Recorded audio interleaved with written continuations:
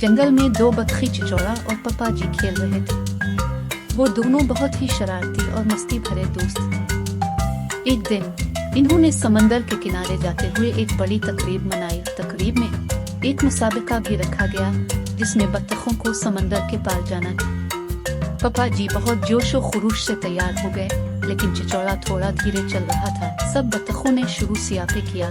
पप्पा जी ने बड़े जोश और खरूश से समंदर की तरफ दौड़ा, जबकि चिचौड़ा धीरे धीरे चलने लगा।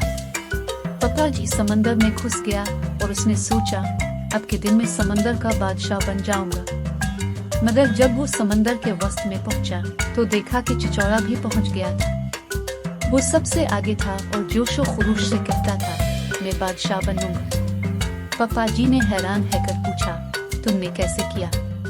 चिचौड़ा हंस कर जवाब दिया, मैंने एक नकली तकरीब रखी और तुमको इसमें धोखा दिया। इसके बाद मैंने समंदर की तरफ दौड़ने की बजाय सीधे तरीके से समंदर में पहुंच गया।